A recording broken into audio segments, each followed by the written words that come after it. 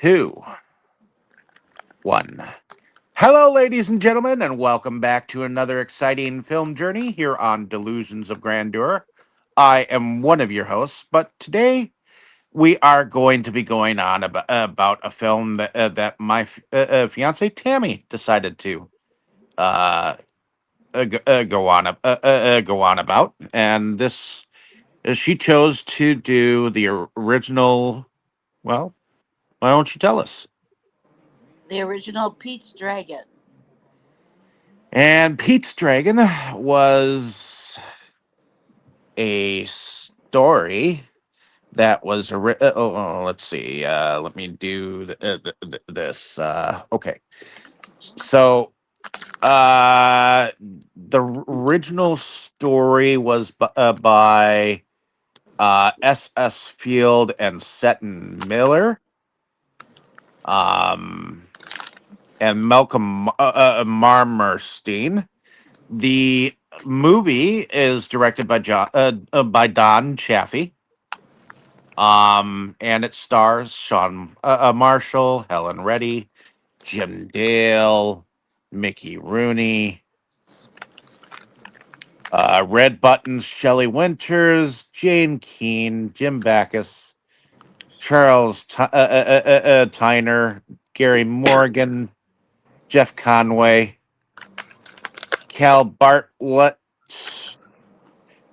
and Charlie Gallus, Walter Barnes, and many other people. Uh, this is what IMDb says about the film. An orphaned boy and his magical dragon come to the New England town of Passamaquoddy with his abusive adoptive parents in pursuit. So, um, I also know that the animator on this film is Don Bluth. If you don't know anything about Don Bluth, I do believe is behind All Dogs Go to Heaven. Oh, makes So, sense. and several other films. I do believe An American Tale was another one of his. Um, and An American Tale, Five Will Goes West. And The Secret of Nim. These are some of the different animations that he was involved with. Well, I saw his name as one of the art directors on here too. So, that being said, let's go into first impressions. Tammy, why don't you go ahead and bring us there? Okay, it was not my first time watching it, but it's been quite a while since I've watched it. Um, I believe I finally added it to my collection when the remake came out, and I went and got the remake. So it's been, like I said, it's been a while since I watched it. Um, I do have to say a little note here. We did watch a little bit of the behind the scenes, and it was quite interesting about. It was almost like a history of how Disney had brought animation and live action together in movies, and how they were able to do it, and how it advanced over the years. So it was actually quite interesting to watch that, because this is not the first movie with um, cartoon and live action in the same movie. But there's definitely was advancements in it, um, you know, up until this date compared to when they first did it, you know. So it is quite interesting, and I think that's part of the reason I do actually like a lot of older movies is because simply because people had to use their imagination to make things happen. It, um, when we were watching the behind the scenes, they're saying, yes, it is so much easier nowadays to put the cartoon and live action together, you know, because of all the advancements in technology and everything that we have nowadays. But Yes. but it was really neat to sit here and see how it all started and how they were able to do it. And I don't watch a lot of behind the scene things, but when David put that on, I was like, that that really interested me because, like I said, I like seeing people use their imagination. Like I've said before. Okay, so fine, you watch a Dracula movie and you can see the strings for the bat. Fine. Okay, but when you watched it the very first time and you didn't know anything or whatever, did you really see the strings? It's because we know now that there were strings. But when you first watched it, you didn't know there were strings. You know, it's just because we know how they did it that you look for it now. Yes. But I just, I just really like. I, I don't have anything against the new technology, okay, per se, but sometimes I think they overdo it, and it um it doesn't make it seem as real because I think they overdo it. Where when they did something like this movie back in the day, they had used their imagination to put real live people with these cartoons. It wasn't just a matter of hitting a couple buttons. There Mm, was there was quite a yes. process to make this happen. You know, this screen and this, and then do this, and then do this, and then you know use a negative for this. So, they had a whole big process, and just to do like one scene, they had to do like 20 different things to make one scene happen. You know. Right. So I think I mean, yes, I totally enjoyed the movie, and I think I respect it even more by watching that behind the scene about how they did it. Because this is what 1976 or something like that, David. 1977. But they 77. they filmed it in the summer of 1976. Okay, so going into it, because we're adults watching this. Like a kid watching this for the first time isn't going to think anything like this. But us as adults watching it, it's like you almost enjoy it even more knowing what they went through to actually make it. You know, so I find it. Yes, I find it fun. I think they had some very unique characters in it. I think what did they say, Roddy and Red, um, being comedy actors as they were always like trying to outdo each other in the comedy parts of the movie, which I could Uh, see, you know. oh, you But mean at the Mickey and Buttons? huh? Mickey Rooney and Red Buttons. Yeah, Mickey Rooney and Red Buttons. Yes, and but I think that just made it even better. But they said, the one part that they're in the cave, they had Well, like about they're walking to the cave and they're drunk as they're going along. Evidently, it started out being like 20 minutes long, and the director is like, I can't have this be 20 minutes long, so they had to redo they it. had to Right. redo it a couple times to get it down to 10 minutes because the two of them kept trying to be funnier and funnier to outdo each Well, other. and supposedly the cast was just laughing their asses off, whatever the fuck they were doing. And I think that's, even without seeing the behind the scenes and knowing that, I think that's what made this more enjoyable too. Is you had a little bit of a musical aspect to it because there were songs, but then you have of course, the cartoon of Elliot, and then you know some great actors in here that really knew how to bring comedy, but yet there was still a little bit of that drama in there too. I think it all went together really. I think it went together really good, and I think this is definitely a movie that can be enjoyed by a child, a nowadays child, and an adult too. I think it's something that, yeah, I think it's a movie that kind of like has stood the test of time, that is enjoyable for all ages. And if you're lucky enough to have a copy of it that you can see the behind the scenes, is even better, so that you can maybe um somewhat educate the adults, but maybe educate the children as to how this happened, and then they might find that interesting, you know.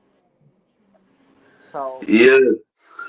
um yeah, like I said, I think it's an all ages movie, and it's a lot of fun.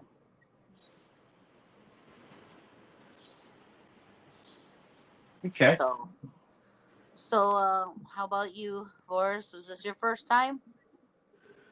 Yes, yes, it was my first time, and I also found the combination of live action and animation really fascinating, especially for that time period.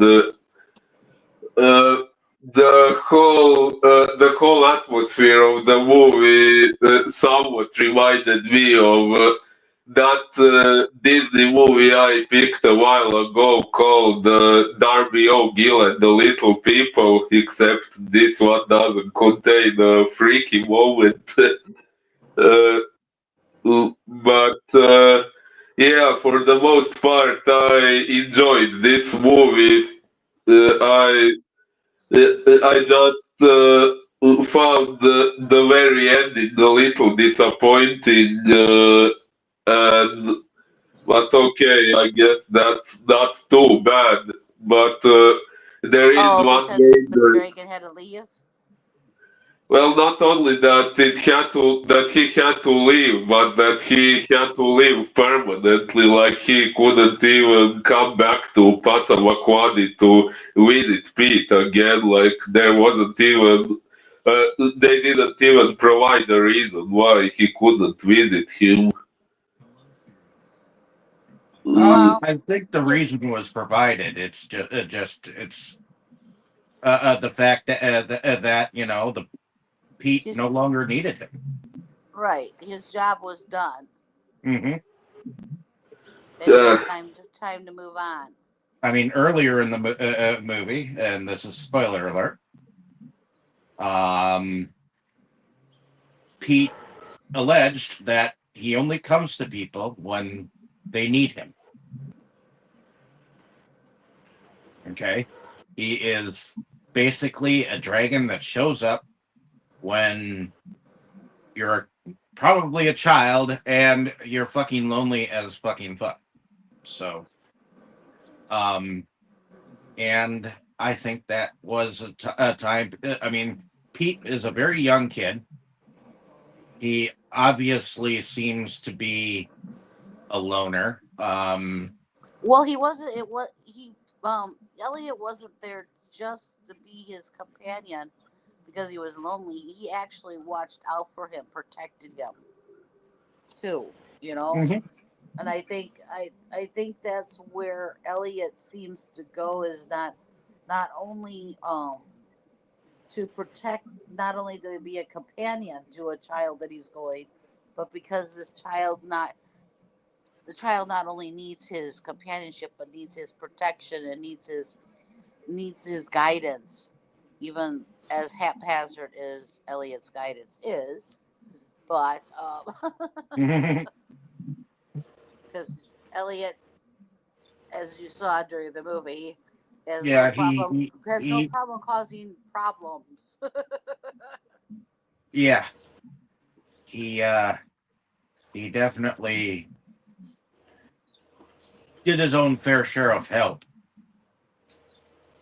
But I think in a way though the problems that Elliot ends up causing are to try and make the child that he is helping grow.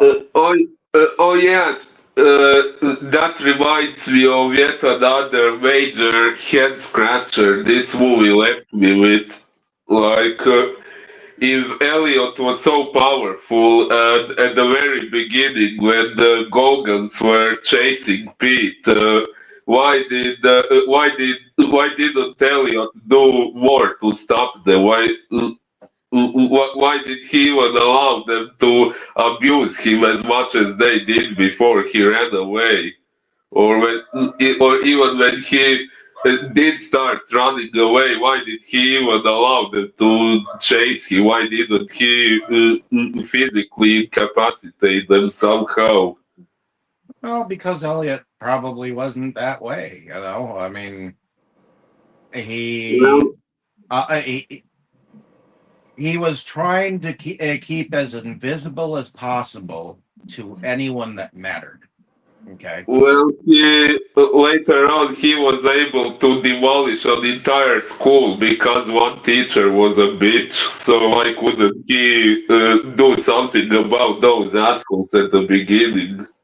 Well, we don't know. Okay, we don't know how long he has been in Pete's life, so we don't know how much he witnessed. Um, um, how many things he witnessed being done to Pete. We only know that we only know what we saw at the beginning. So, he might have only come into Pete's life a couple days before we saw him. Yep. So And knowing that the Gogans later on were all laughing at the doctor saying that he wanted the dragon, because they had probably never seen the dragon. So as far as they knew, it was just an invisible friend I mean, that.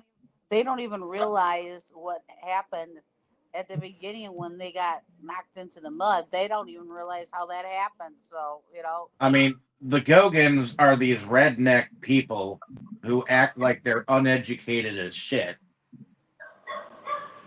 and don't know anything thing that's not like 5 feet in front of them, uh, which there are a lot of people that end up growing up like that and living their ever daily lives, not really knowing a whole lot of schooling and getting by in life and working the till into the ground. And it sounds like the Gogans were farmers, but they bought their slave labor by adopting children, and it sounded like they actually had done that before, so other than that, I know we haven't gotten into all of our first impressions. did you have anything Did else to you ever say? finish yours, Horace? Well, I was going to say, for the most part, I still enjoyed the movie. I just had those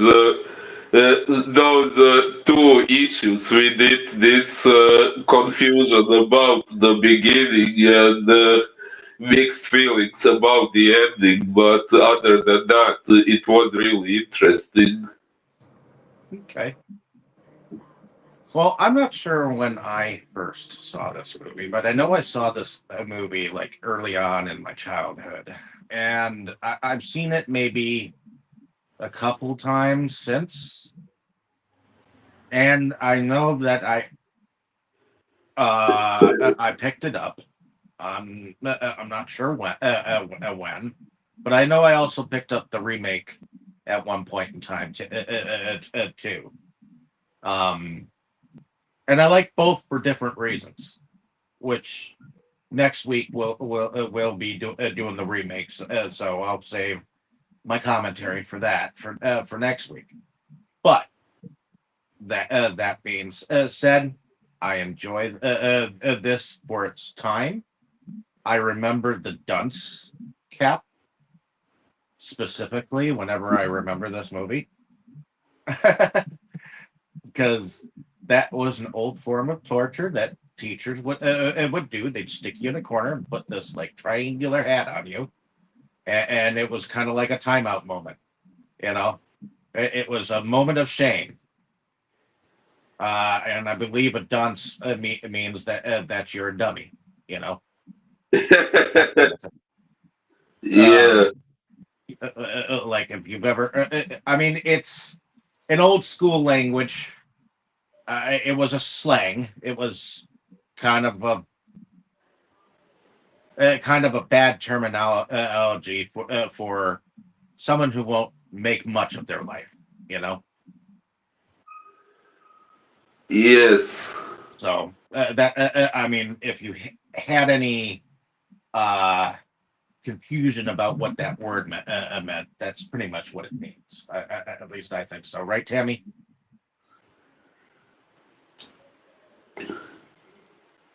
Don't you think that that's the meaning of the word dunce?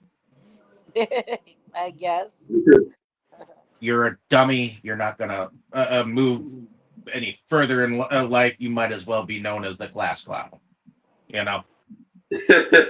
I always thought that when you see that in movies and stuff or whatever, that's just really harsh. It's just a way. It's to me, it's another way for children, other children, to pick on one individual child when they're singled out like that. And I've never liked seeing that that portrayed in movies and in shows.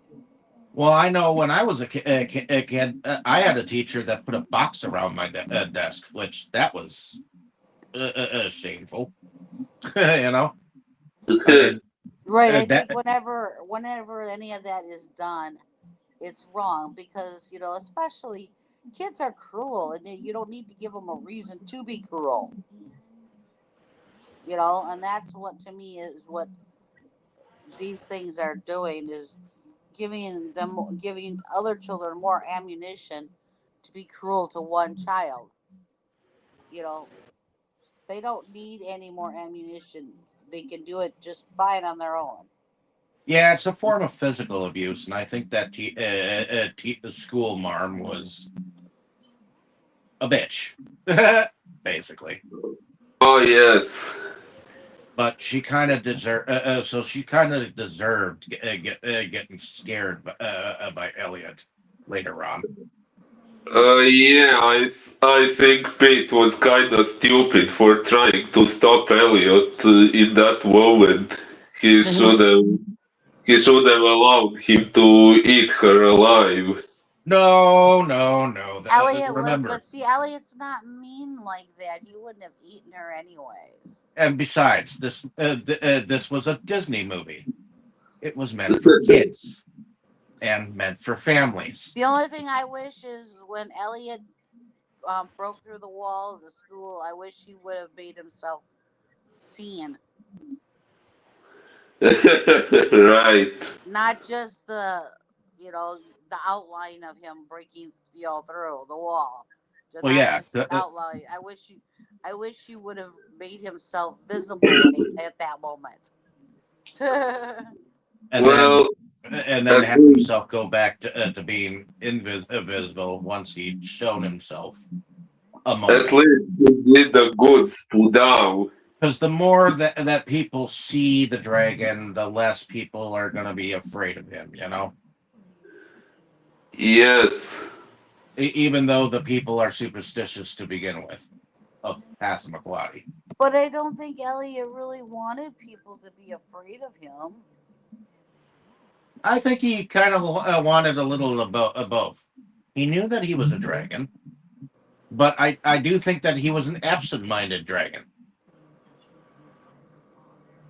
You know, he I think he wanted. had a big. I think he had a big heart, and he just his main goal was to look out for Pete or whoever the child is that he's supposed to look out for. That's his main goal, is to look out and protect the child at hand. Okay, but I think he is still he still himself kind of wanted to belong also.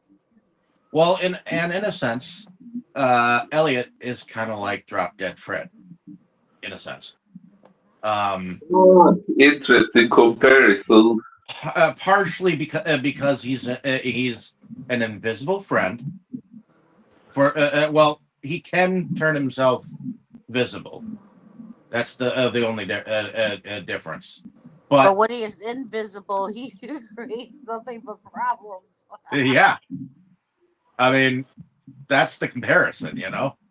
And I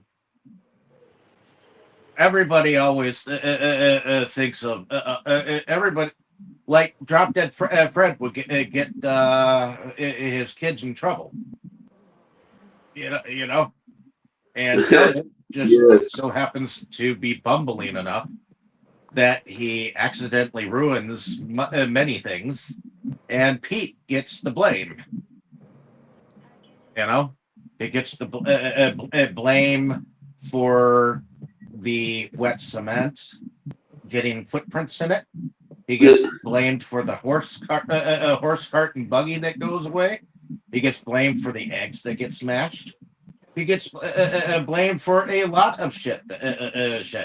And then Elliot also gets the blame for all the fish going away. Well, Elliot should have just kicked the asses of everyone who was mistreating Pete. Yeah, unfortunately. In his own way, he basically does. Yeah, but the Gogans, well, and the traveling medicine salesman. Well, I do think when them two attempt to try to get together in the end is kind of priceless. But I know that we still have to go into the story. So, Tammy, why don't we begin where the film begins? I do believe it begins with Pete is running away from the Gogans, which we don't Yes. even know that they're called the Gogans. No, he's hiding, and we don't even know. And at the beginning, we don't even see Elliot. We see that um, Pete is obviously moving, seemingly like he is moving through the air. And Yeah. then when he gets down and he's hiding, he keeps talking to Elliot, but we don't see an Elliot. Um, and then we see you call them Googans? The Gogans. Gogans. Then we see the Gogans are trying to find poor Pete, and they're doing their little song about, how they're what things they're gonna do to him, and then things in the song as the things that are the things that he's expected to be doing. That's why they have to find him, and that they own him. They spent $50 on him, and 50 cents also to get the paper to show that they own him. You know, so and they're telling each other in their little song that if they don't find him, then they got to do the work. They got to do this and do all these different chores. And you got to factor in that $50 actually meant a lot in that day and age. You know, Yeah. I mean, this was probably depicting like the 1950s, not the 1970s, as this was filmed in. You know. But it is like their little dance and their song and stuff is actually kind of funny. And um, then all of a sudden, they Elliot one swashes like a couple of them with his tail right, which into Pete's the been mud. telling him, watch out for that tail. You know, you almost tricked me with that tail. Now look what you did with that tail. Elliot, no. And we still And don't then see we don't still don't see an Elliot either. You know, it's we're just seeing all this happen, and then they finally leave. Um, Pete and Elliot presumably go to sleep, yeah, and then the next thing we know, we finally do end up seeing Elliot because he's sitting there eating apples. yep.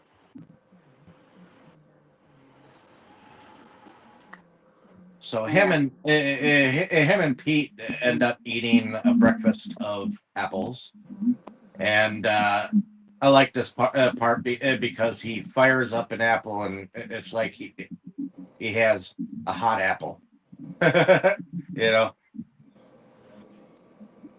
Yeah.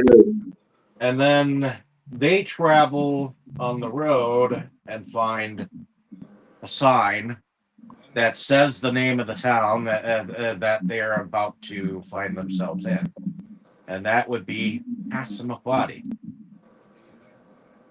Now, I do know that there is a type of Indian nation called Passamaquoddy, but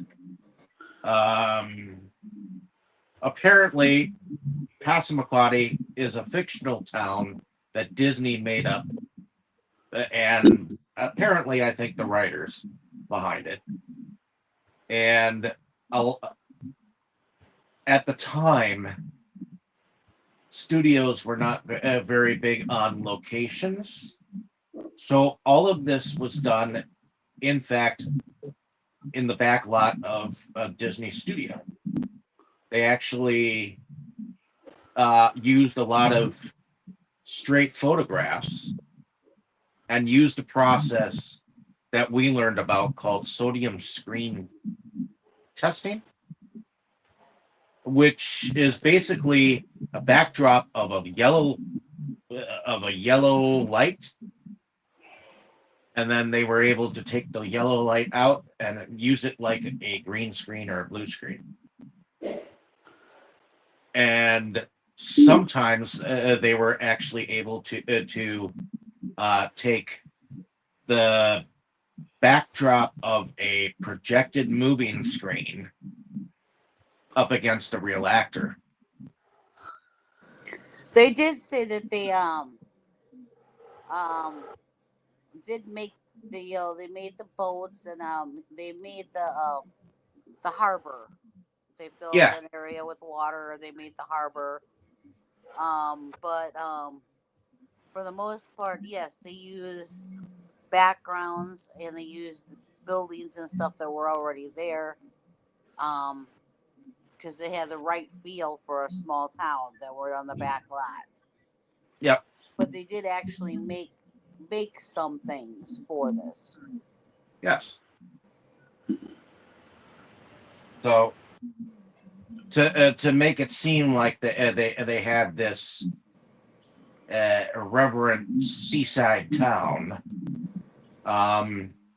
they did a lot of things to the stage, and Right, the one used a part lot of film and camera tricks as well. To boot, to make you think that they went to other places outside, but they really didn't.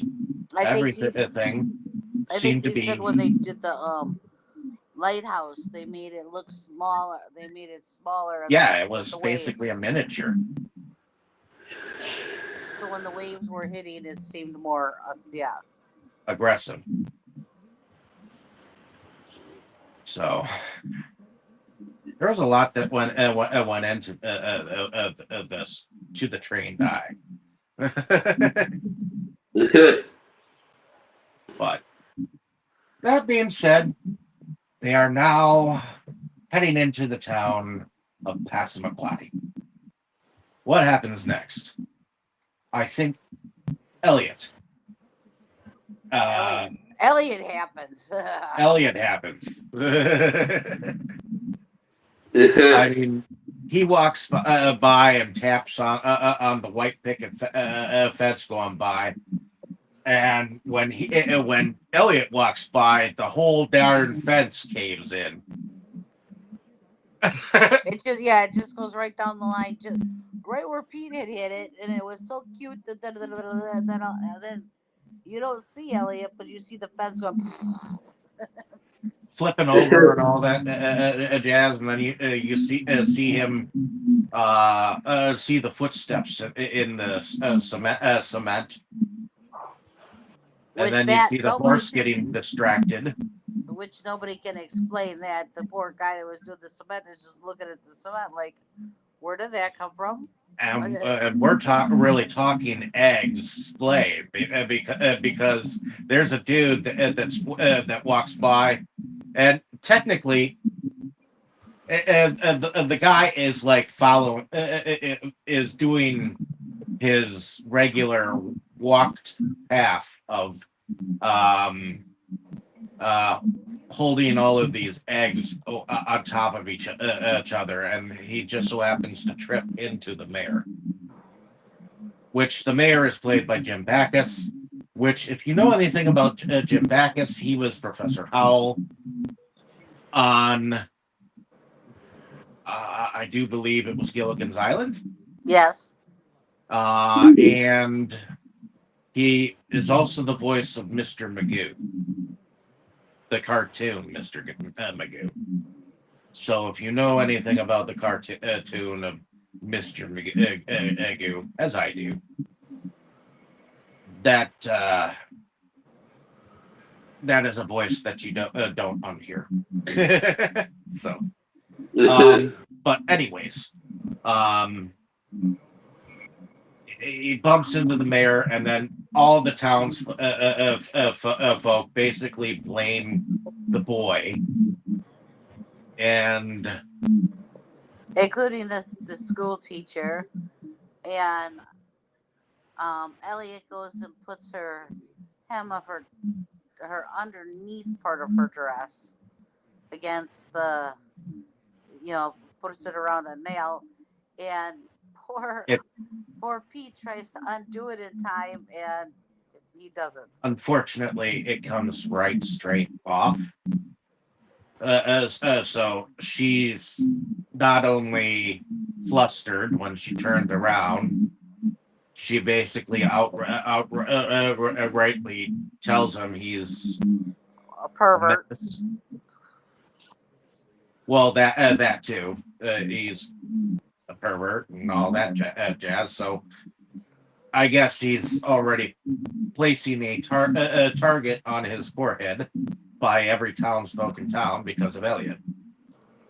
Well, he runs and hides, and that's when he runs into Mickey Rooney's character, which I believe his name is Lampy.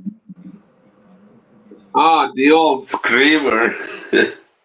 Yeah, well, he was drunk when he first ran into him. He's like, if I didn't know any better, I'd say that's a dragon. A dragon. Oh shit! That is a dragon. Right. Then he does his Yeah, and then he runs into the bar, and that's when he tries to tell people, but it takes him a while to get that crap out, and that's when his I think it's his daughter. Correct. Comes in, and his daughter is played by Helen Reddy, and this is also her first time in a movie, but she is a well-known singer at the time, and I guess in a sense she also kind of becomes the actor who plays Pete's surrogate mother while she's on the set. but I do know that this bar scene where she ends up, well, the men start to hit on her, but then she is able to stand on her own 2 feet and show them up while she's running on the wheelbarrows of beer. And I think this scene is cool because then you start to see many people doing the darn thing, and then the suds start to spurt out, and you see you see the whole room is covered in the soapy part of the beer. Which technically, if you really want to say anything about it, that's the part that nobody wants to drink, which is why they tip the bottles whenever they pour a beer for you from the tap. They call that part the head. So technically, I guess she gave the boy's head. But anyways, that being said, I don't really want to get ahead of ourselves. But I'll bring this back over to Tammy. Sorry, I had to say my little jokes. Well, no, you're fine. That is about where we are. He's trying to convince everybody that he saw a dragon, and you know, A dragon. I swear I saw a dragon. Oh so yeah. she gets him home and tucks him into bed. And meantime, we see um, she sees Pete walking on the beach alone from the window. So she goes to find him, and Elliot's in the cave too, but Elliot's invisible at the moment. So she In fact, convinced. he's kind of pissed at Elliot at the moment because of everything that he had to go through. Right. But she convinces Pete to come back to the house with her and get something to eat and get warmed up and everything, And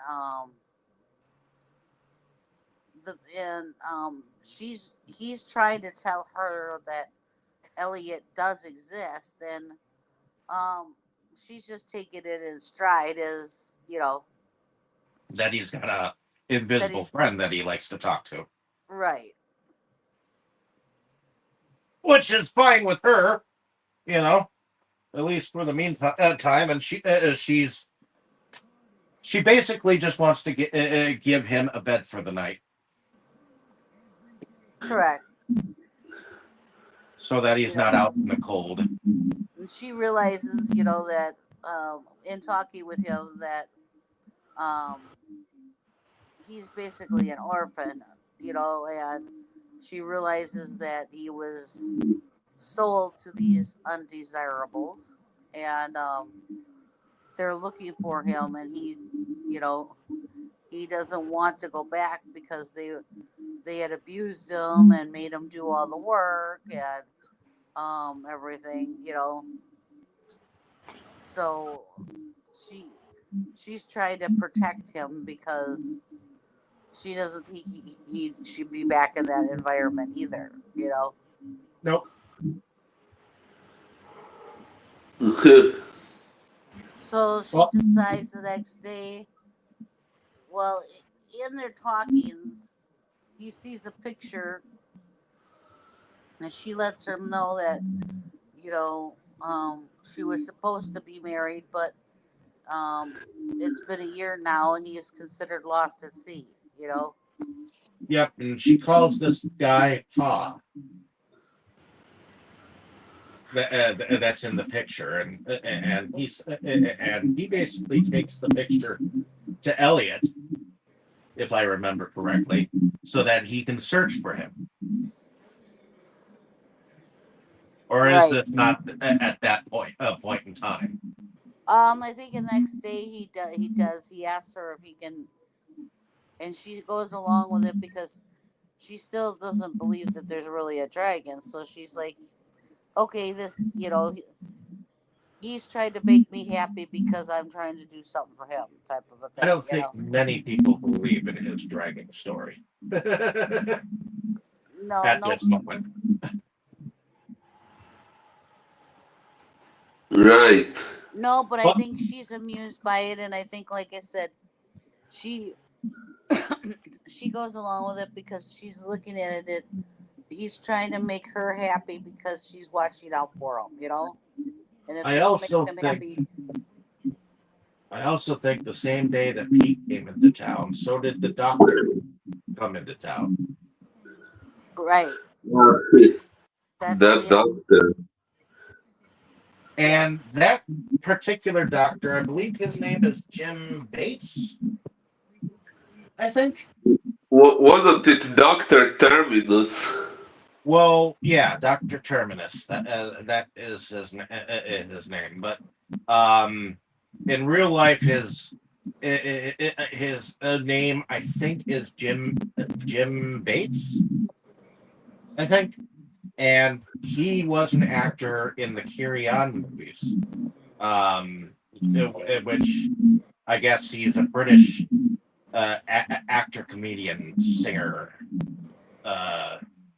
Thing of that nature, but he was in 11 Carry On movies, which I guess he would be the last surviving member of the Carry On films because many of the Carry On actors and actresses are actually deceased. So, I believe that he is actually still alive. But in any case, that being said, what did y'all think about the Doctor? I've Uh, we've seen a doctor like him before and other. I've seen him in other movies and shows and stuff. You know, he's got this elixir that for that's good for like this one is for this one's for that. You know, he's just he's Technically, just a peddler. He's trying to make money. You know. uh, a as a traveling doctor, a character, traveling salesman. as a character, he strikes me as a common con artist. But one thing I really liked about him were his costumes. I do believe that the musical Finian's Rainbow had one of these kind of traveling salesman type things.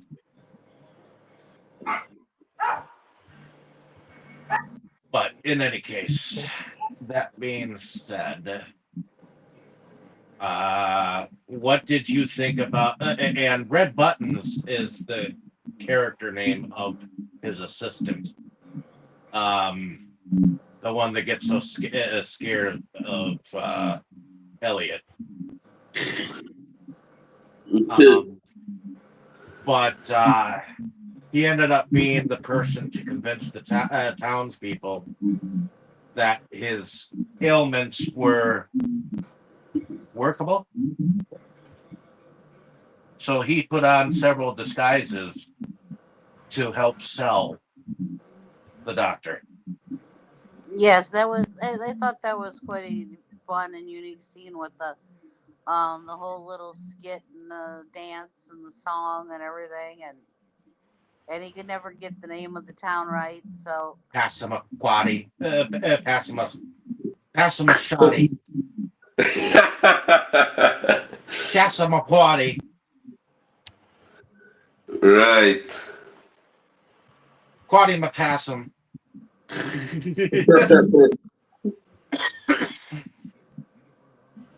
Yeah, I thought that was pretty interesting. He could never get the name of the darn town right. And they had to keep telling him the darn name. But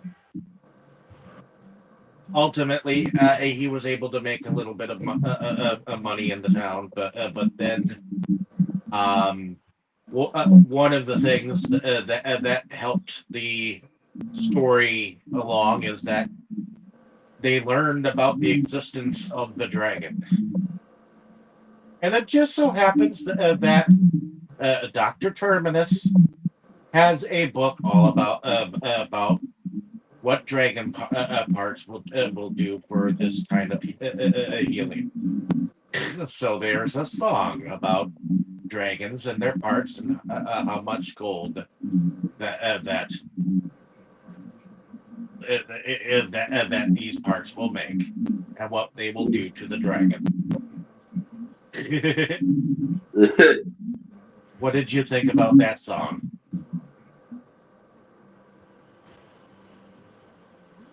I would probably have to hear it again. I've seen the movie only once. What did you think about the song, Tammy?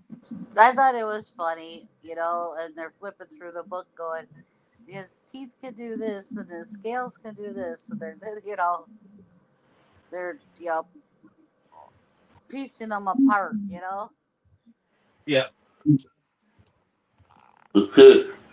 So, and ultimately they end up trying to go to getting by the dragon from Peace. That doesn't work. So into town come the Gogans, and the Gogans. Well, wait, you skipped the one part. What? Was the doctor's assistant goes with Oh yeah.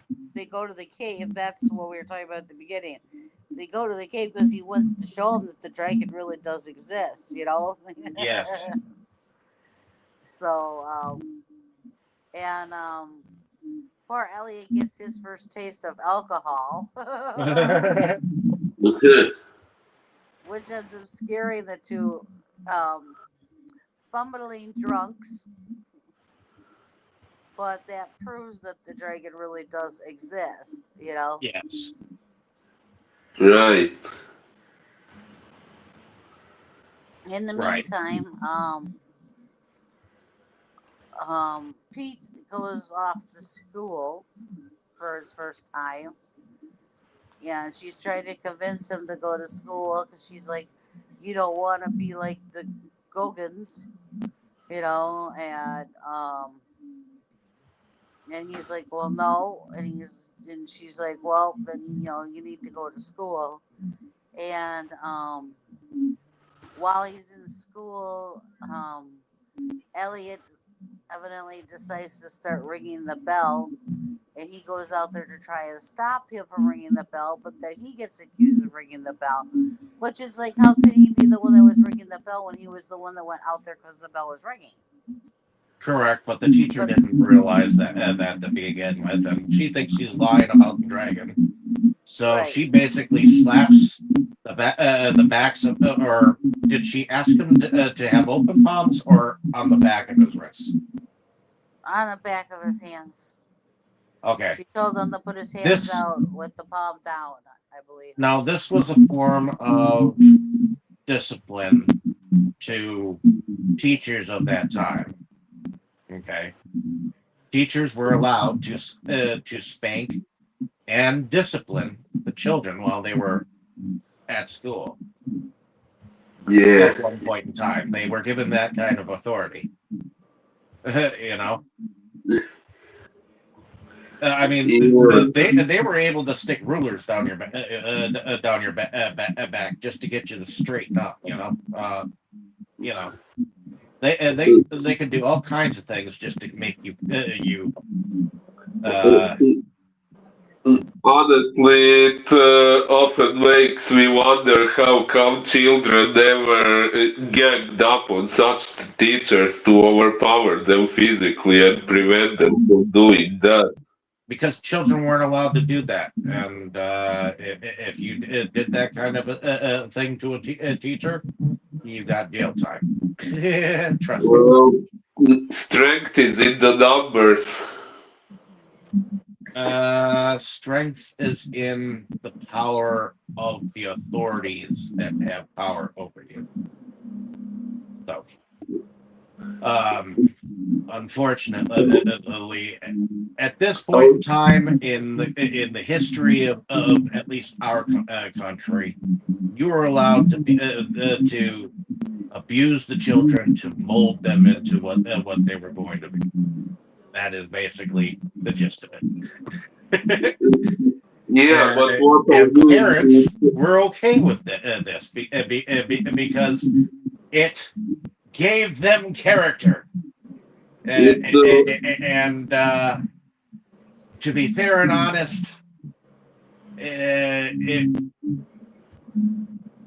was to make sure that your child didn't turn out to be a Nancy or a wuss or a goddamn pussy, you know? So, it makes me wonder how children didn't feel more of an innate compulsion to join their forces to overthrow authority. because the thought did not exist in the children, it was stamped out of them at an early age. That's why. Nowadays, children start revolutions, and that's why wars are started. But in any case, That's why wars are started. well, you just have to learn that just because someone sticks sand in your eye doesn't mean that you start a war. You know, I mean, if you broke a nail on someone's face, who gives a shit? You know, in the in this in that day and age, people let people be people. So, but anyways, moving on. Where are we? So we're just after the part where I do believe it's where Elliot acts up towards the teacher, but Pete convinces him not to do what he was going to do, and then he drags the bell with him through the schoolhouse and out the other wall, and that basically ends the school day. And the doctor was like, "What's that sound?" And the Red Buttons character is like, "Hey, it sounds like school's out."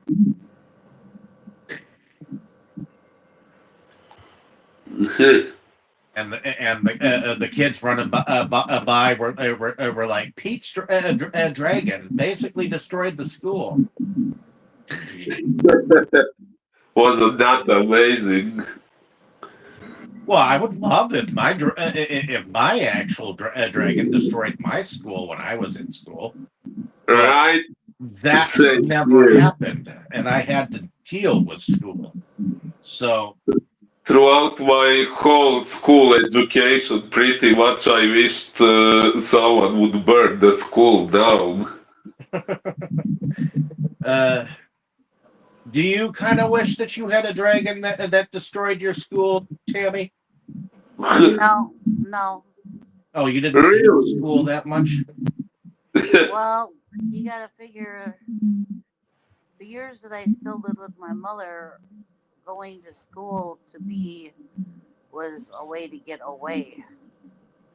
Well, if you had a dragon, it would have been able to deal with your mother too. What if the dragon was your mother?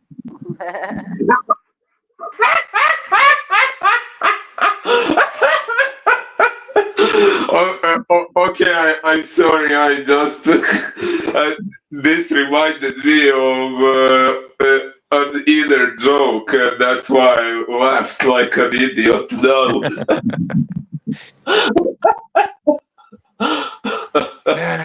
It was a little funny, but in any case. So, No, I didn't want to get rid of school for the most part. I mean, even you know, even after things changed, school didn't bother me. There was maybe a couple classes I didn't care for, but school didn't bother me. And so. Right. But in any case, then we have the Gogans who come into town and they ask about Pete. And that's when Shelley Winters and her character as the Gogan female, head of the family, because you definitely could tell who wore the pants in that family. And even so, she wasn't exactly someone who was an entire leader. Tammy, why don't you take it from here? Well, yeah, they come into town and they do their whole little song about that they own Pete, and and we paid $50.50, and here's the paper, and we're gonna get them, and then everybody's going back and forth about, well, no, you're not gonna get them, and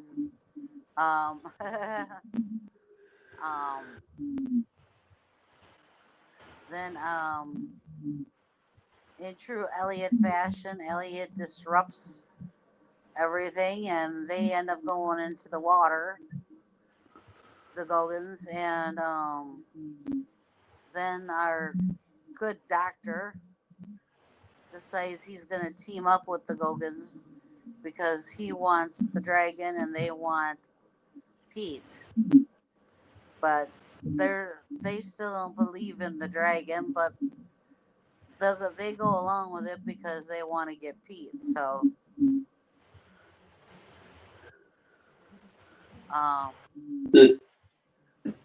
they hatch a plan, and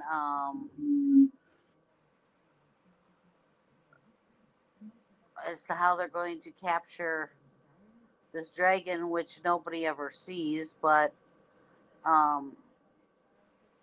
yeah, they grab Pete, and Pete's trying to tell Elliot to go away. It's a trap because he knows that he can tell Elliot's there, and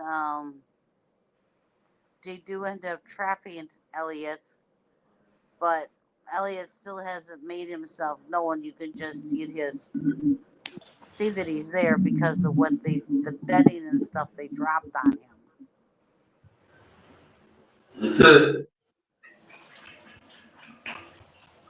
But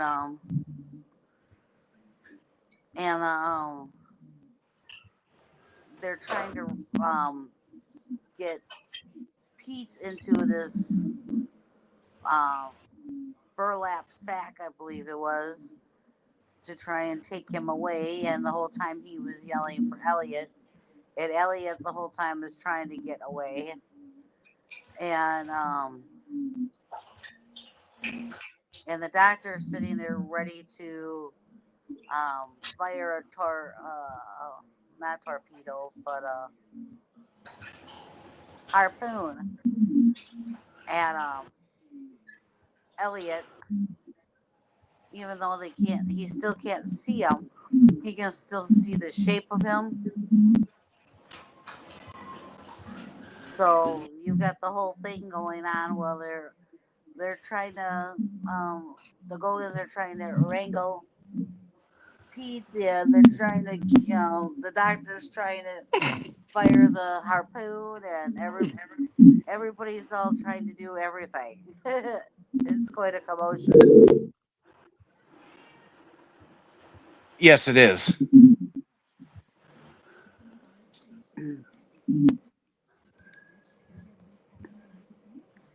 So, what happens next? Well, what did everybody think about that whole big commotion? What about you, Boris? I liked all the commotions in this movie. There were a lot of good spun down moments. What about this particular one? Uh, okay, wait, I'm sorry, I was washing my hands and there was a part of the conversation I didn't hear properly. Can you remind me which exact one we were talking about? When they're trying to get, when they're trying holding on to Pete, they're trying to get Pete, and they got Elliot caught, but they still can't see Elliot. They could just see that he's Uh, there. Yeah, oh and yeah, then the doctor's is that trying to. when Elliot finally appears in front of everyone when they all see him? Yeah, I think so. Oh, that really was a pretty good moment. I although I kind of had the impression that since Elliot is a dragon, I mean, he could have acted sooner and quicker and stronger. He could have fought back more intensely. Well, you keep forgetting though. I don't think Elliot is your typical dragon. I don't think Elliot is. I don't think Elliot is mean, and I don't think he tries. I think he's going to be pushed. I mean, to the point of no return to actually do something, and he still doesn't want to do anything to hurt anybody. You Well, know. well, if that's the case, how come he didn't mind demolishing the school building? Well, He didn't that was hurt probably, anybody. He hurt the school building. yeah. And to be fair and honest, all he did was walk through a wall and then through another one, you know, Yeah, only that. and then accidentally drag the bell with him. Yeah, he's not. He's not a mean dragon. He's not. He And doesn't. he's kind of a dork because he's kind of like he's not a well balanced dragon. I mean, he gets himself into trouble. He gets Pete into trouble. I mean, he stumbles. Well, yeah, he's He's not. But he's not. He is not a vindictive and a mean dragon. You know, he tries to. He tries to fix the situations in his own way without being mean or nasty or whatever. He's not. He doesn't want to sit here and set people on fire or eat people or injure injure people. He his ways of trying to do things are, for lack of better Yeah, word, more are peaceful, I pranks. guess. They're like pranks. They're like, they're because he's, I think, in a way, Elliot has got the mind of a child also. Okay, and he's, so think of him having a mind of a child trying to help a child. Yeah, Right. he's this That's big all. dragon, but thinks and acts a lot like a child that's trying to well, protect a child. and think of him a dragon with two left feet. Yeah, Ouch. I mean, how would you like to stumble around and everything, falling into everything when you're trying to get up off the ground and fly? And then yeah, you're not exactly the most perfect creature neither, because you are that big, and you don't realize your size, and you and don't. I don't think he realizes his size a lot of times because he's invisible. He has to make himself invisible all the time. So I don't think because he's invisible, he doesn't realize, oh, yep, I'm going to run into that, because he can't see himself either. Okay, Okay. I'll explain it this way. Our cat, Diego, he is a chunk, but yet he thinks that he can lay up on the smallest ledge possible and think that it will balance him out well. You know, It's just like the fact that he thinks that he can fit in the sink. He somehow does. He somehow does, but he thinks that he does not realize his size, and I don't think he cares. And I You think ever that's see? exactly Have you ever seen him go into the sink? How he kind of curls himself in there. yeah. But the way that he does it is exactly the way I think that Elliot thinks, you know, Yeah, and goes I about think I, things. I think Elliot just doesn't realize how big he is because he is invisible all the time. Okay, if you Oh, don't possibly. see yourself, how will you see yourself bumping into something if you don't see yourself? Okay, Huh. if there's this thing out, in your the area that you're gonna walk in, right, and you're invisible, how will you see the okay, I if I don't go this way, I'm gonna bump into it. Well, I can't see myself, so how do I know that I'm gonna bump into that? Where if I could see myself, I would see, well, no, I'm not gonna fit through there. You see? Yeah, I think a lot of his bumbling is because he is invisible almost all the time. So how does he, you know, how does he realize that he's gonna run into this or run into that when he can't even see himself? You true. know, I Okay. mean, just think about it. You know, imagine yourself invisible and you're walking somewhere, and you don't. If you can't see what size you are, how do you know that you're gonna aren't or are not gonna fit through that spot? You know, if you can't even see you, True. so Okay. So what is going on? Elliot's first appearance to people at that time. Now, is this the part where the Gogans were talking about their um, piece of paper, and then oh she yeah, sinks into the water?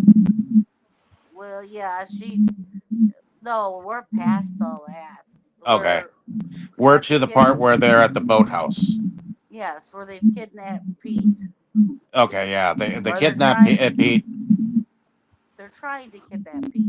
and okay, so they actually do kidnap him, and they bring him to the boathouse, which is exactly where the doctor has actually sent the townspeople. Well, at least the townspeople who are against Elliot to begin with, because it's the four Gogans and whoever in town will help set a trap for Elliot.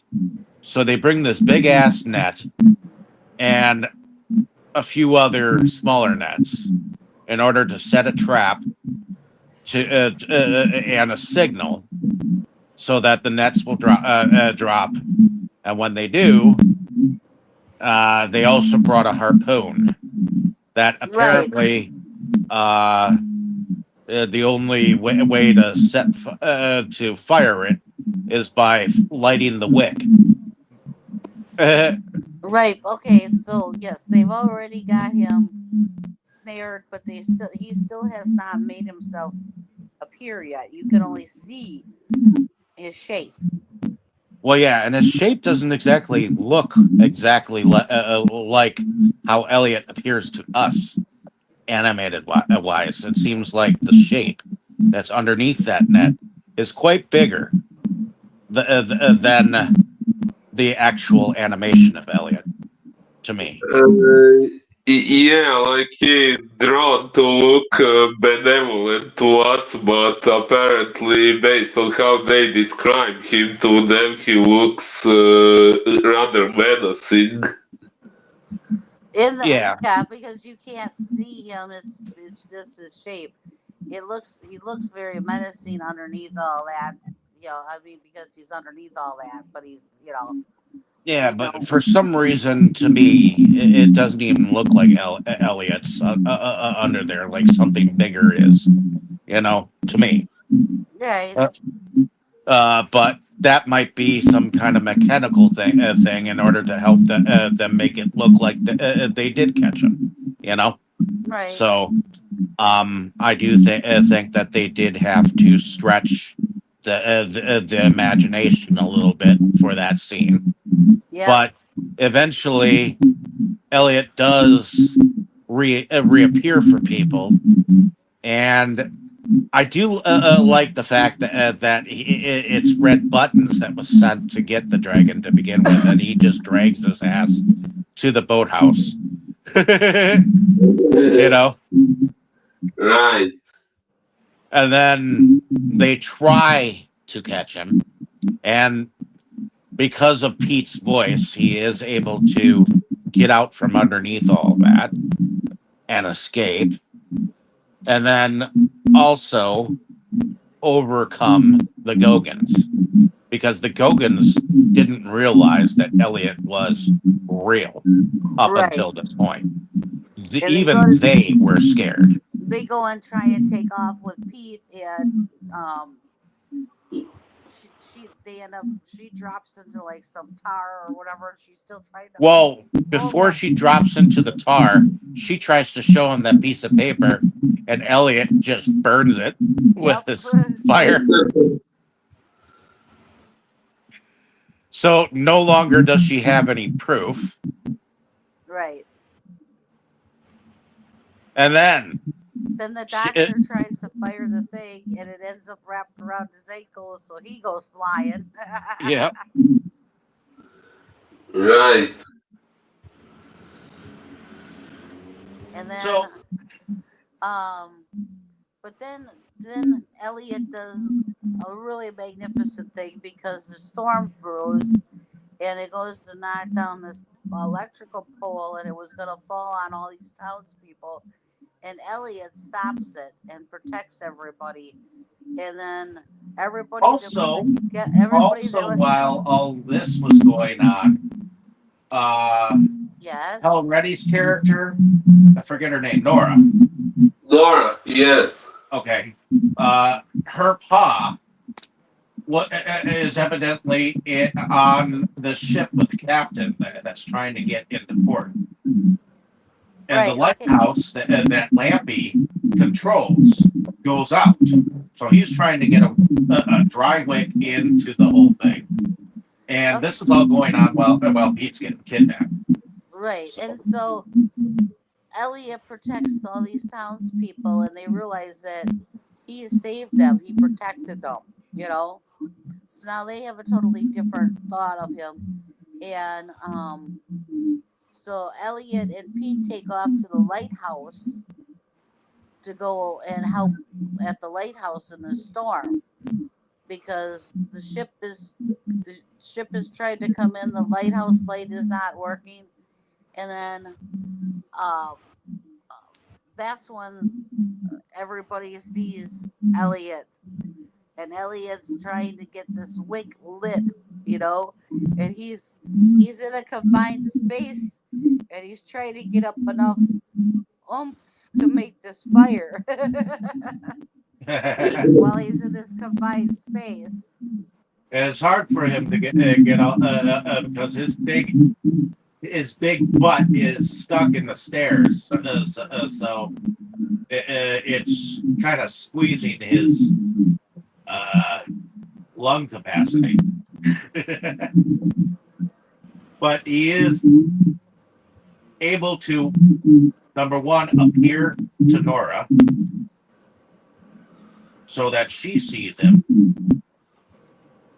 Because she sees him at first that he's a little bit of a foggy creature.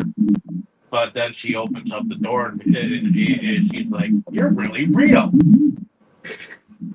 So then they're all encouraged, come on, you can do it, And he is able to do it. So ultimately in the end. So Pa is able to come to land, and that's when he kind of shows up towards the end. And Nora runs and jumps into his arms, and he basically explains that he was in a terrible shipwreck, and he ended up somewhere else, and he didn't remember who he was. You know, Until something made him fall out of bed. until something made him fall out of bed, and that's when he started to remember it all again, and he started to make his journey back. And the whole townspeople are all celebrating Elliot. Yep. In fact, Jim Backus's character, the mayor, attempts to congratulate Elliot on helping them, and that he is an official member of the town, basically. And then we get the sad part because Elliot tells Pete that he has to go, and there's another little boy that needs his help. Yep. And that his work there is done. He needs to go help this other little boy. Yep. Well, to me, it would make sense if he had to go, I don't know, temporarily to help someone else, or I don't know, say that he couldn't be there all the time, but that he could still visit them every now and then. But I really felt it didn't make much sense that he said he had to leave and never return again. Like, why? Well, I think I can answer that one for you. How many children do you think he's probably helped over the years? Okay, so when he leaves one child and he goes to help another child, he says he can't come back because if he promised to come back to visit every single one of these other children that he's helped, he would never be able to move on and visit another child now, would he? Huh. Okay, maybe, yeah. And he is a dragon that only shows up to those who need him. And children only need friends in their life for only so long to get themselves on their feet. Just like Pete, you know. Pete had to find a family and learn to get along with other people and start Right, to but be, he can't go back. be a boy on his own. He can't go back and visit all these children he's helped if he's going to continue helping other children. Because he can't be in two places at once. Nope. Yeah. Okay. Of being with the dragon and having these adventures is enough for some children. Why be a repeat offender? Which takes me back to a joke. Pete and repeat were in a boat. Pete got out. Who was left? Oh.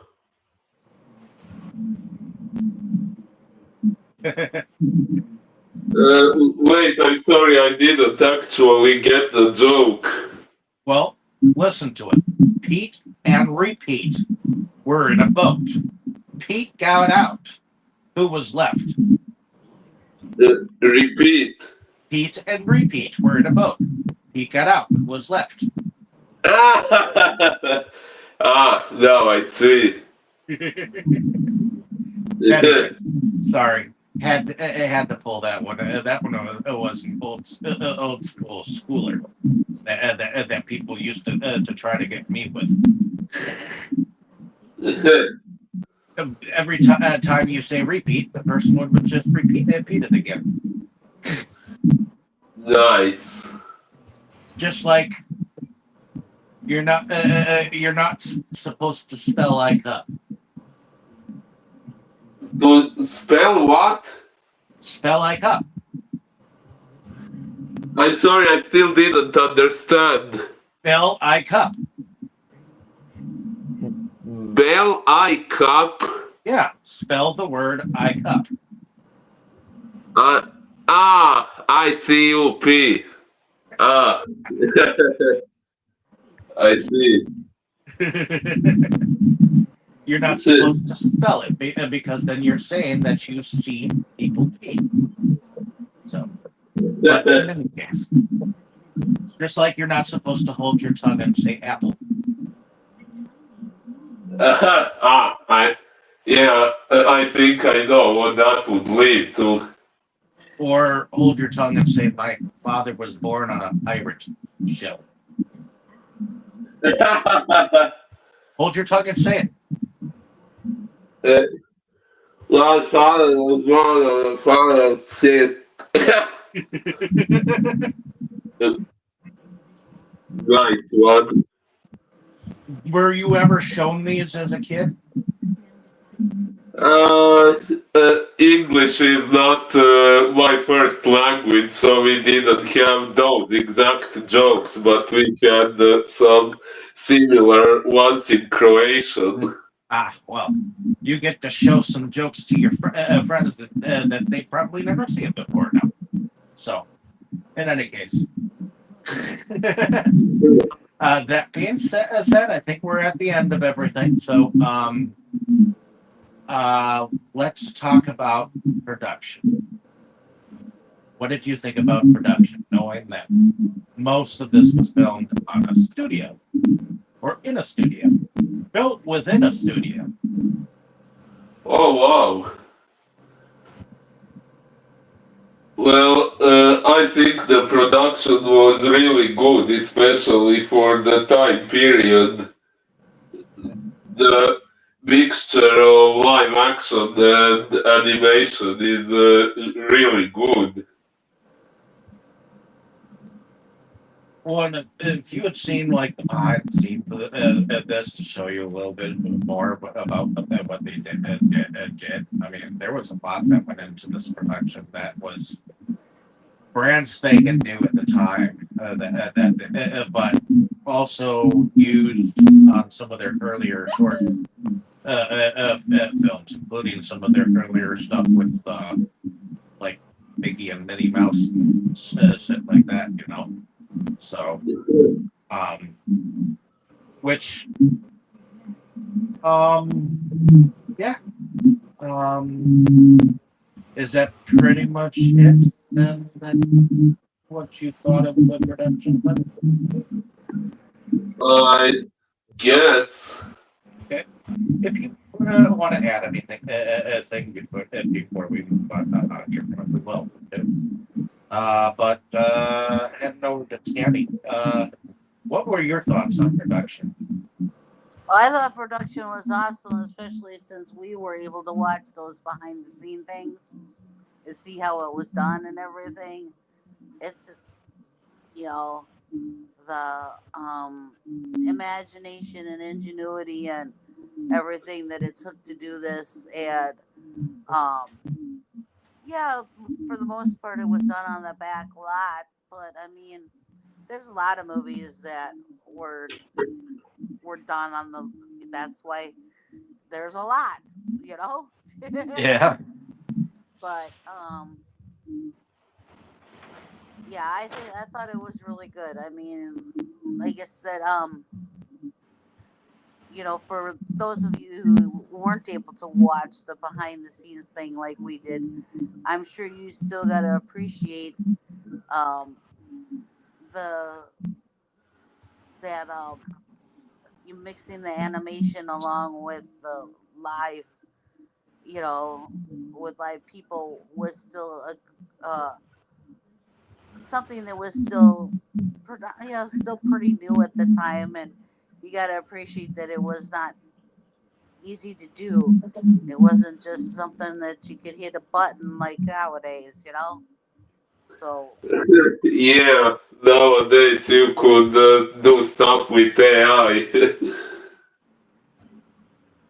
yeah, I think it was the production is was very good. Okay. The Is only that thing I pretty gotta much? say is when they drew the dragon, they really should have maybe gave him a little bit bigger wings. Oh, yeah. His wings were so small compared to how big he was. Yeah. I think that's the same way as the animated dragon in the Reluctant Dragon, which was an earlier short film of Disney's King Arthur story, dealing with a little bit of King Arthur before they even, way before they even did the Sword and the Stone. So, Yeah, he would definitely need wings just a little bit bigger than that for his size to actually be able to fly. But it is animation, so there you go. yep. So, alrighty. Well, I think this was a phenomenal production. It did a cave like seaside town with a lighthouse, a small town bigotry, and uh, all that inside of a small production. Although they did a small production on a grander scale. Let's just put it that way. And I liked the kid. I liked Nora as a character. I liked Lampy. You know, uh, it was an interesting story. And the Gogans, even though they were filthy and dirty, they were almost likable, almost. But I liked how they always ended up either in water or in mud. Or in an slick. All that was missing was the fact that after they were had tumbled in the oil, they didn't get a bunch of feathers on them, so they couldn't have been tarred and feathered. Well, they had this where they deserved. Yeah, I think they deserved what they got though in the end. And each of the characters were interesting. I mean, I think when the fish dried up, it was only natural to blame the boy and the dragon and all that jazz. But I'm glad Nora was there to you know kind of put the people of the town in their place for their fears and their paranoia. Right. But I thought that seeing what they did behind the scenes was some of it. I think there was a lot of ingenuity that went into this that is underrated for its time. Now, I do know that this film, in the end, made back its money. Whether it was a hit at the time, that I don't know. It was expected and reported to have made more money than it did in its opening weekends or whatnot. Not that I care about the darn box office. I think the darn box office is shit. But being said, I do feel like at the end of the day, it was a success for Disney because it is a memorable film, and it was enough of a memorable film that they tried to remake it. You know, and they did. It's just I don't think that one landed a box office effort. I think that one made back its money too. But that being said, um, Did anyone else have anything else to add? Are we going to do the remake too? Yes, next week, Good. since it's my turn. So, in any case, um, Okay. so let's talk about the music. The music, I do believe, was put together by some kind of writing team. Let me see if I can find out who did. Let's see, writers. Okay, story. Let's see. Looking to see. Okay, the composer was Erwin Coastal, but I know that there were, if I remember correctly, Don Bluth had something to do with visual effects, stunts, animation. Here we go. The animation director of Elliot and the animation director, as uncredited, was Don Bluth.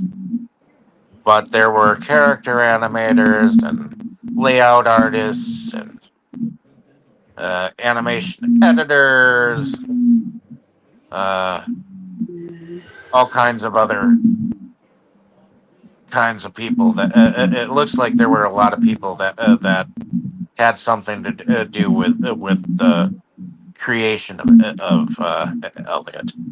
I was trying to find the songwriters that put together the music, and I know it said it in the very beginning credits of the movie, but I didn't exactly catch them right away. I know it wasn't the Sherman Brothers, but I do know that there were a couple of writers that were mentioned, and I'll go beyond the animation department. Music department. Okay, Joel Hirschhorn, Al Kasha. The songs, music, and lyrics were by those two. Evelyn Kennedy did the music editing. Erwin Coastal did the music arranging and the other stuff. William Mays did the keyboards. Esmer Roten was the flute, and so was Louis DiTullio. Okay, so I think that what I was looking for was Al Kasha and Joel Hirschhorn for the writers behind the actual songs on the soundtrack of this thing. And I'm going to look for the soundtrack. Okay, so these are the songs: "The Happiest Home in These Hills," "Boo Bop Bop Bop Bop," "I Love You Too," "I Saw a Dragon," "It's Not Easy," "Hashemashlati," "Candle in the Water," "There's Room for Everyone," "Every Little Piece," "Brazzle Dazzle Day," "Bill of Sale," and the finale had the "I Saw a Dragon" Dazzle Day reprise. And it was short, but yeah, Al Kasha and Joel Hirschhorn were the writers behind many of these. So, that being said, what did y'all think about the music? I thought the songs were fun. Oh yes, they were like I'd say kinda usual for children's musical of that time period, but yeah, they were pretty much fun and with some interesting scenes accompanying some of them. Yeah, I think the songs were fun for the most part too. Um, I think each of the songs that were being sung by each of the individuals, like the Go-Guns at the very beginning, and the Bill of Sale, which was also their song. Um, it went with how they were, you know. And so did the songs that the Doctors sung, which were a couple. I believe the one that he sang a couple with his assistant. And then, of course, there were the people who sang with Mickey Rooney. But did you even think that Mickey Rooney actually had a voice?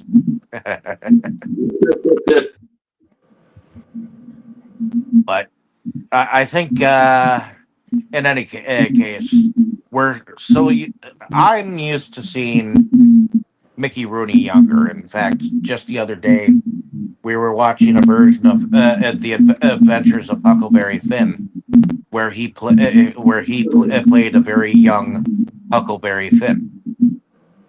So, which was a adaptation of Mark Twain's Huck Finn. So, in any case, let us go to favorite scenes and our favorite characters. So let's start with you, Boris. What was a favorite scene or scenes, and what was your favorite character? Well, my favorite scene, probably when Elliot crushed the school building. That was really amazing. But truth be told, I really liked all the moments of things going spoodow. Okay. And my favorite character, well, I have a few characters that I really liked, but if I have to choose one, I think I would go with Nora. Okay. I really liked how she showed Pete kindness from the very beginning, and how she was protecting him and taking his side throughout the whole story. Uh, and other than her, well, of course, I liked Elliot inevitably. I also liked Nora's father. What was his name? Lampy, right? Yep, Lampy. Yeah, I especially found his screaming hilarious. And, yeah, well, I also liked Pete to some extent, but again, I felt he was sometimes way too merciful to people who didn't deserve it at all. Ah, okay. Is that it then? Yeah, I think so. Okay. Heading over to you, Tammy. Favorite character or characters and our favorite scene or scenes. My favorite character is Elliot. Um, Elliot. yes. Elliot. Uh, Sorry, But wrong movie, but anyways, what were you imitating? from E.T. Ah, damn, that's me. Nice. but favorite scenes. I love when Elliot broke through the school. That was just cool. I wish he would have made himself seen though when he did it. You know, instead of you just seeing the outline of him. But that's okay. It was still good. And um, I like at the end when he's trying to light the thing. You know, and he kept trying and trying. You know, but Yeah. then he finally gets it lit. So Okay. So, is that pretty much it then? yeah. Okay. And me, um, I'm gonna go with Elliot. I like Elliot. He's an absent-minded dragon that doesn't realize his size, nor what the hell he does from time to time, and he honestly has a good heart at the end of the day because he really just wants to be Pete's friend and be helpful. You know, at the end of the day. But if something was done to Pete that could be unforgivable, I do think that he could, in fact, come to his aid and be the dragon that everyone wants him to be. You know, if he really wanted to, if he really needed to, but he really doesn't need to. He needs to let that boy grow up on his own, and he's there to help him, but he's not there to hinder him, you know, in any fashion. He basically was there to cheer him up, you know, be his friend, at least And until watch he out didn't for need him. him, and watch out for him until he was in a better situation, you know. And I think that that's pretty much the point of oftentimes he is probably the kind of dragon that would go to what to you know anyone that needed him, you know, and one would hope that he would better the situation, you know. But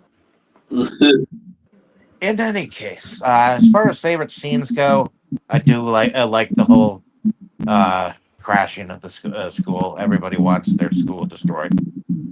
I don't care who you are. Nobody enjoys school.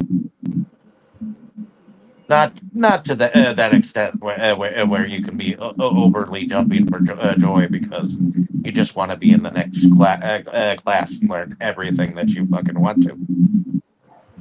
Right. I don't know anyone who has those kinds of feelings for school, but everyone's situation is different. If you want to be that kind of kiss ass to it and be the teacher's pet, I guess that's up to you. But in any case, I do think when he got drunk, when Elliot got drunk, that was fun.